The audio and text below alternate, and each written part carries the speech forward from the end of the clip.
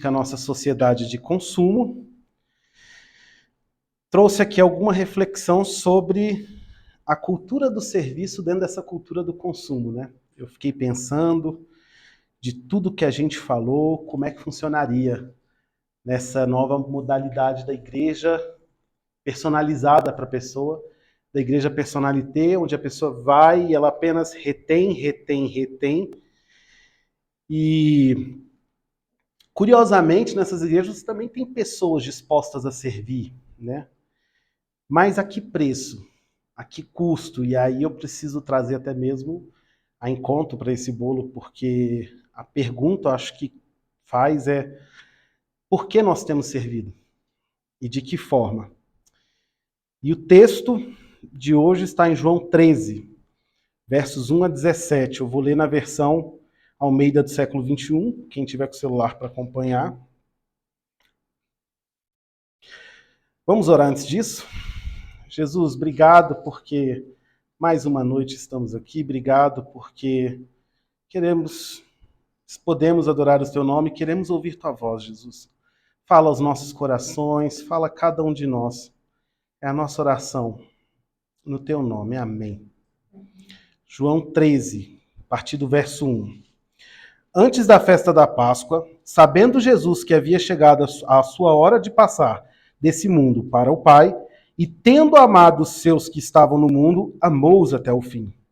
Enquanto jantavam, o diabo já havia posto no coração de Judas, filho de Simão Iscariotes, que traísse Jesus. Sabendo que o Pai lhe entregara tudo nas mãos e que viera de Deus e para Deus estava voltando, Jesus levantou-se da mesa, tirou o manto e, pegando uma toalha, colocou-a em volta da cintura. Em seguida, colocou água em uma bacia e começou a lavar os pés dos discípulos e a enxaguá-los com a toalha que trazia em volta da cintura. E aproximando-se de Simão Pedro, este lhe disse: Senhor, tu lavarás os meus pés? Jesus lhe respondeu: Agora não compreendes o que eu faço, mas depois entenderás. Respondeu-lhe Pedro: Nunca lavará meus pés. Disse-lhe Jesus: Se eu não te lavar, não terás parte comigo.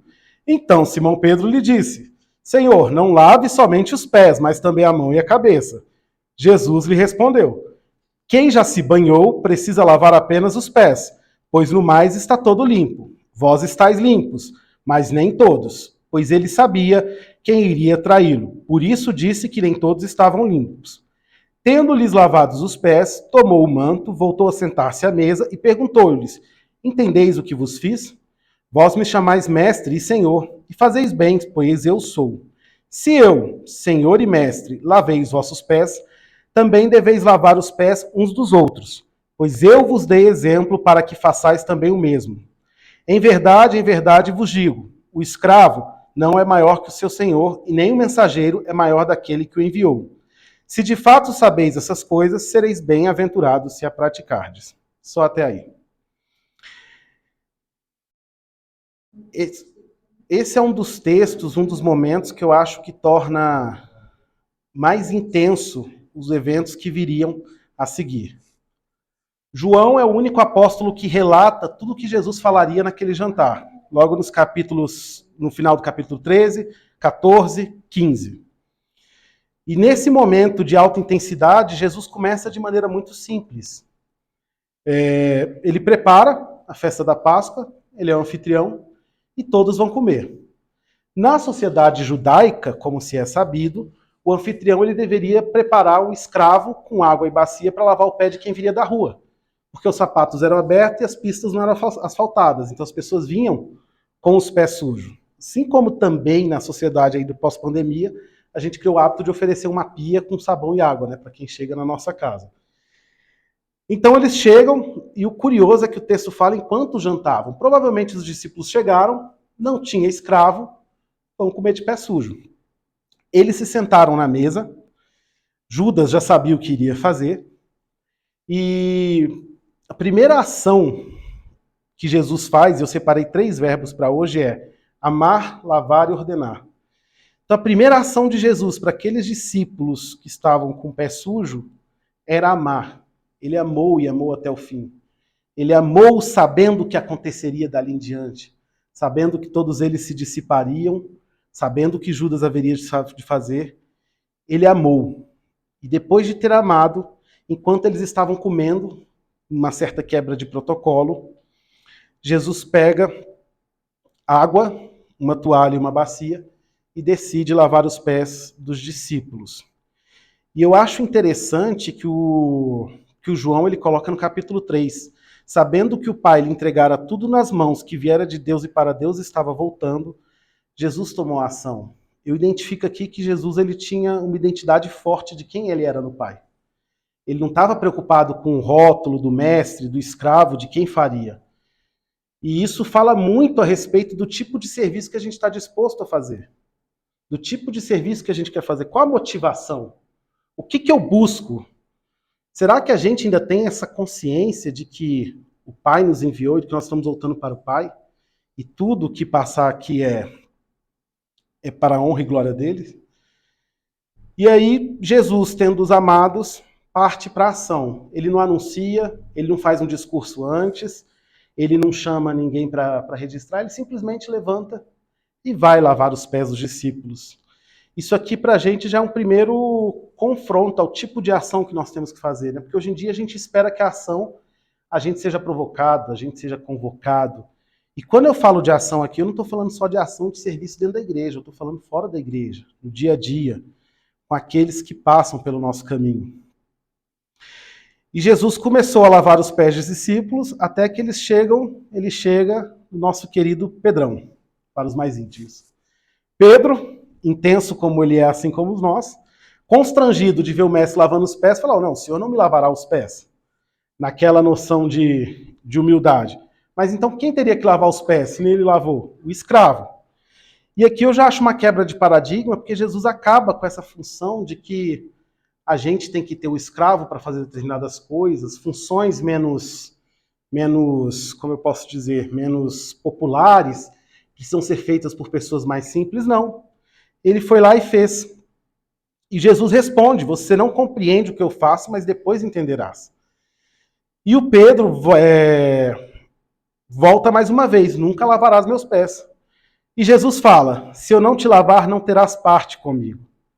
E aí é interessante porque o Pedro, em questão de segundo, ele muda. Porque se Jesus lavando os pés você tem parte, quem dirá ele lavando suas mãos e suas cabeças, coisas que ele não fez com os outros. E a gente identifica o comportamento do Pedro, um comportamento um pouco nosso, né? Quando a gente vem para a ação, quando a gente serve. De querer ser o discípulo a quem Jesus lavou as mãos e a cabeça. E Jesus dá uma resposta um tanto quanto não esperada, né? Quem já se banhou precisa lavar apenas os pés, pois no mais estáis todos limpos. Vós estáis limpos, mas nem todos. Jesus ali ele começa a prenunciar o que estava para acontecer. E é curioso porque o texto não fala que ele, tendo amado os 11, lavou os pés dos 11. Ele, tendo amado todos os presentes, ele lavou os pés de todos os discípulos, mas nem todos estáis limpos. Isso aqui para mim tem muito a ver com salvação, com aqueles que foram alcançados pela graça. E muitas vezes a gente usa daqueles que a gente acredita que foram alcançados pela graça, quando a gente decide fazer algum tipo de serviço, tem que ser dentro da igreja para essas pessoas. E aqueles que a gente entende que estão sujos, a gente simplesmente não lhes lava os pés. A gente não tem o poder de lavar essas pessoas no sentido que Jesus está falando, de que eles estão sujos, mas a gente tem sim o dever de lavar os pés dessas pessoas também.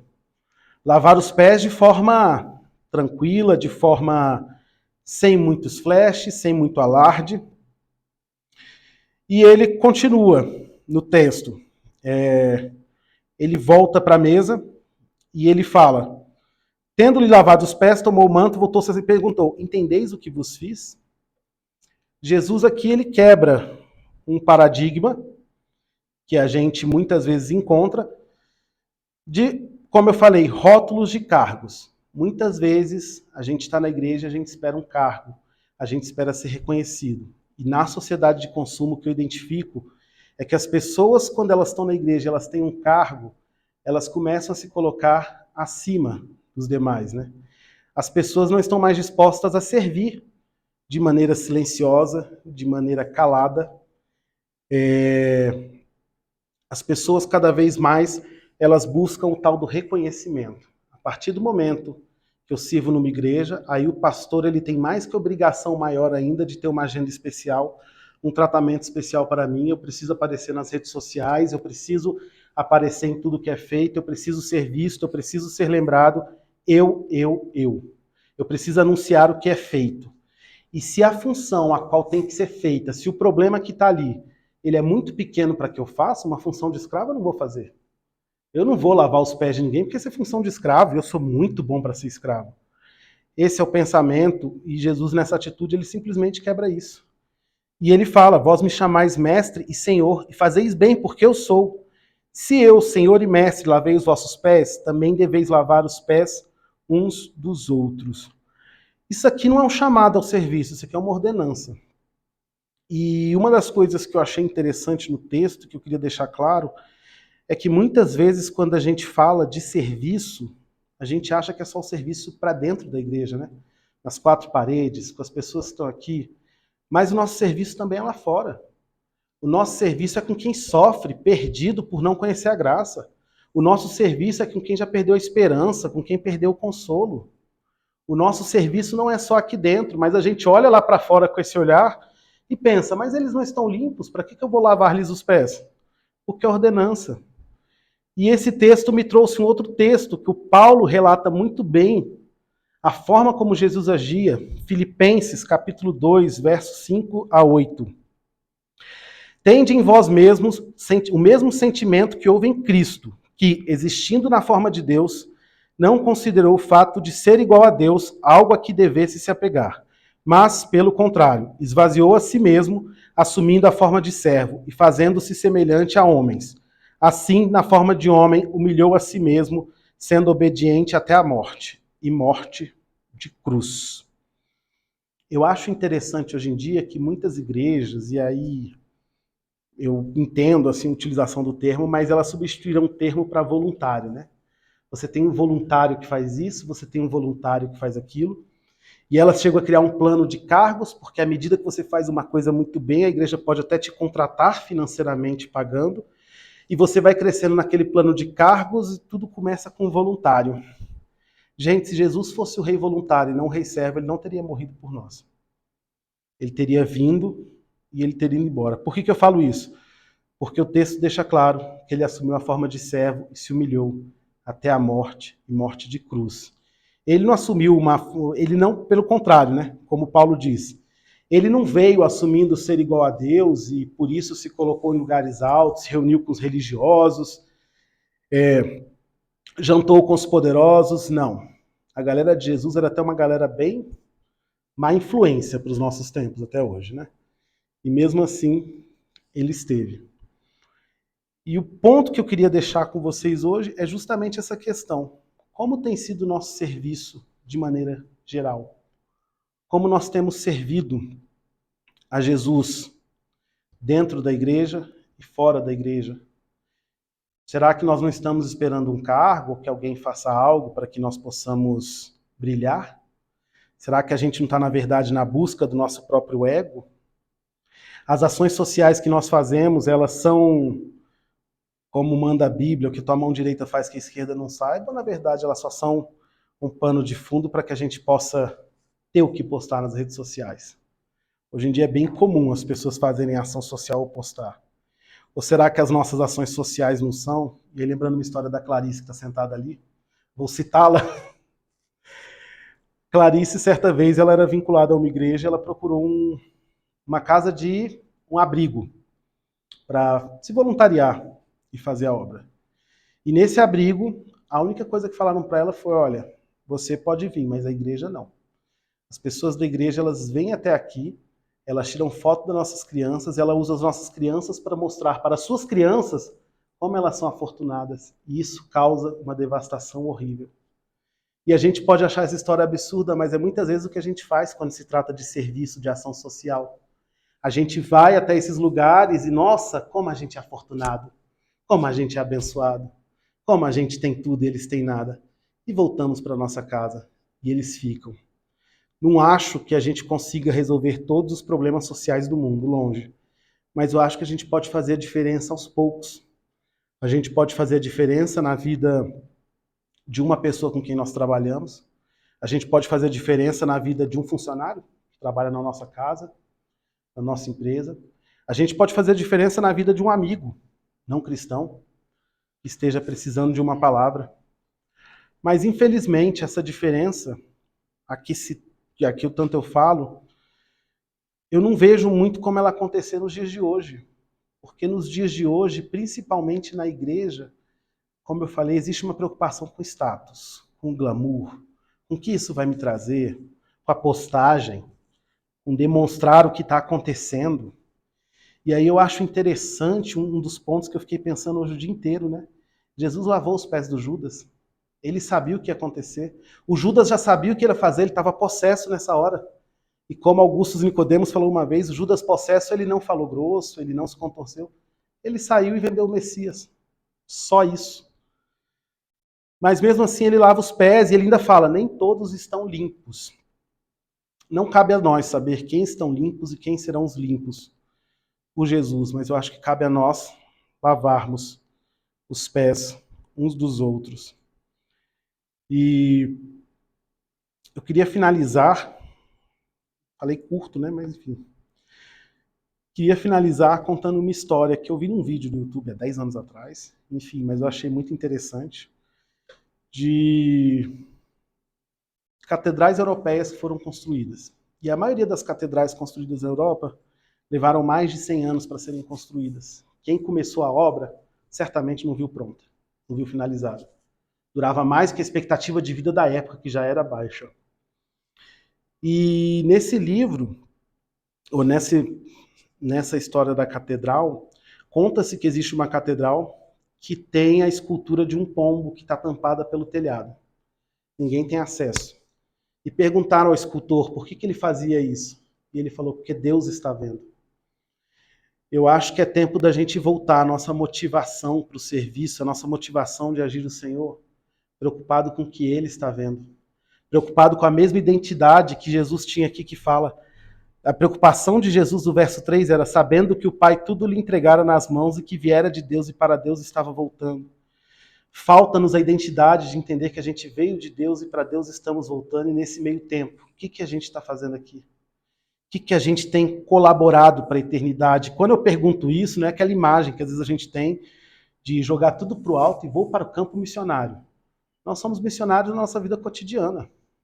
Do outro lado do mundo ou do outro lado da rua, a gente continua sendo agente do Evangelho. E concluindo essa história da catedral, no vídeo ele falava que mais nenhuma catedral daquele porte seria construída hoje em dia, porque ninguém estava disposto a tanto trabalho por zero reconhecimento.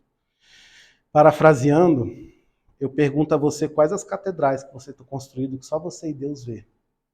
Qual tem sido esse legado do secreto do seu coração com Deus? O que você tem servido sem que os outros vejam, sem que os outros aplaudam? Qual tem sido a sua motivação por trás do serviço? Qual tem sido a sua inspiração? E qual tem sido a sua identidade nisso tudo? Vamos orar? Jesus, obrigado por mais essa noite, obrigado porque estamos aqui. Pedimos, Senhor, que o Senhor fale aos nossos corações e nos perdoe, Senhor, pelas vezes em que somos como Pedro, pelas vezes em que buscamos agir na expectativa de conquistar maior graça e maior favor do Senhor, pelas vezes em que queremos agir em Teu nome, mas na verdade é só satisfazer o nosso próprio ego. Nós queremos só um reconhecimento mundano. Perdoa, Senhor. Que o Senhor nos leve para a ação a partir de agora, a partir de sairmos daqui, a partir de amanhã, que o Senhor nos chame e nos leve a lavar os pés uns dos outros, não importa quem, Jesus. Nos abençoe, Jesus, quanto a isso. E, Senhor, nos despeça em paz, que a Tua graça, o Teu amor e as Tuas consolações nos sigam, Senhor. Dia após dia, ainda hoje, essa semana e até o dia em que formos encontrar o Senhor.